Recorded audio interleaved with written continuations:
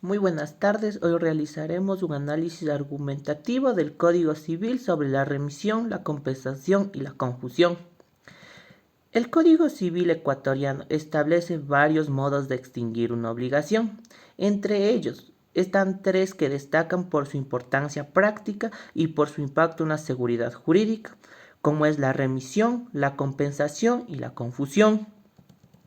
Estos mecanismos permiten que una duda que existe sin necesidad de un pago directo, regulando así situaciones donde intervienen la voluntad de los acreedores, la ley o las circunstancias especiales.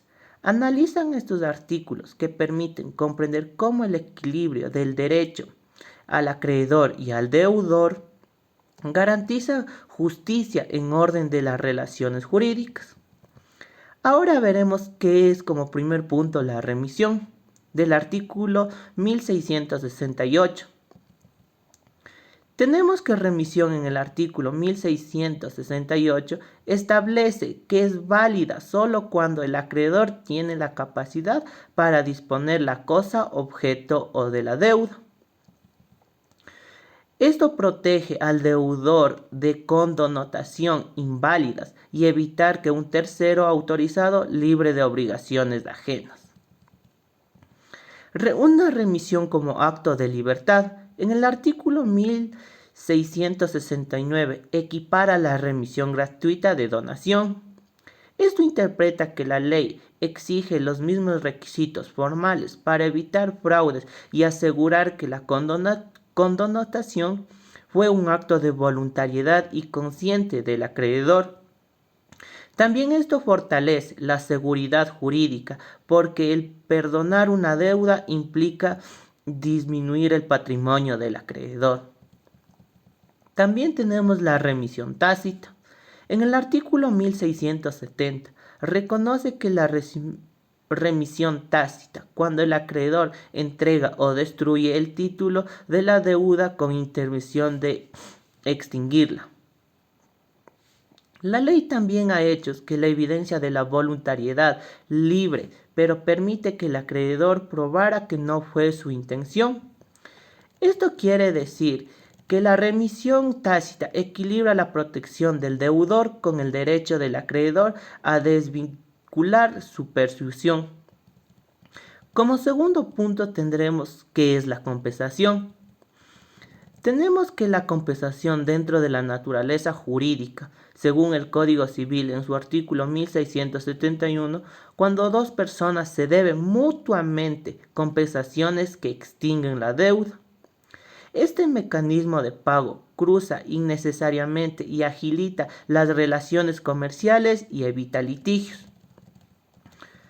Los requisitos que emana el artículo 1672 son tres condiciones: que ambas deudas sean de dinero o cosas fungibles, que ambas deudas sean líquidas, que sean exigibles.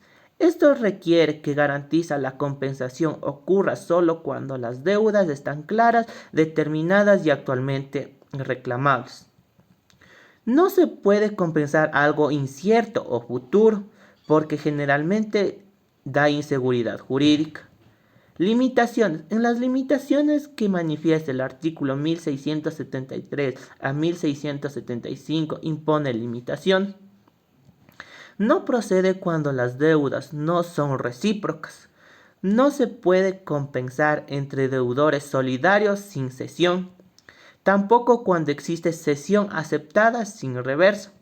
La compensación no puede perjudicar a terceros ni alterar la estructura de obligaciones previas establecidas. También tenemos la protección del deudor de buena fe en el artículo 1676. Protege al deudor que ignoraba el crédito compensable, permitiendo conservar su garantía.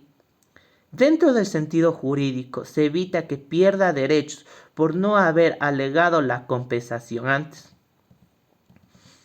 También tenemos excepciones razonables en el artículo 1678. Impide la compensación frente a restitución de despojo, depósitos o comodato, indemnizaciones o violencia o fraude, o alimentos.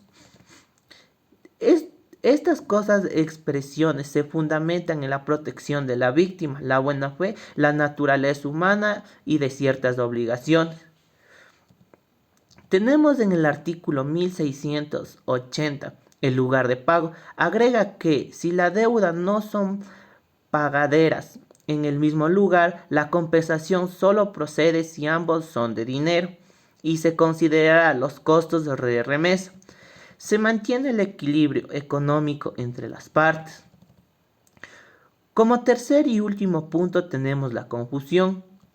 En el artículo 1681, la deuda se extingue cuando una persona reúne en sí las calidades de acreedor y deudor. Esto explica que de modo de extinción automática nadie puede deberse a sí mismo. Se evita manteniendo obligaciones inútiles, ya que no tienen la razón de existir. El efecto de la fianza en el artículo 1682 señala que la confusión se extingue la obligación principal, extingue la fianza, pero la confusión sobre la fianza no extingue la obligación principal. Por la razón jurídica que la obliga, la accesoria depende del principal, pero no al revés. También tenemos en el artículo 1683 la confusión parcial. Aclara que si la confusión no se produce respecto a una parte de la deuda, solo se extingue esa parte. Refleja el principio de proporcionalidad. También el artículo 1684 mantiene la solidaridad de las demás condeudores y coacreedores, interpretando que la confusión no se debe perjudicar o beneficiar injustamente a los demás participantes en la obligación.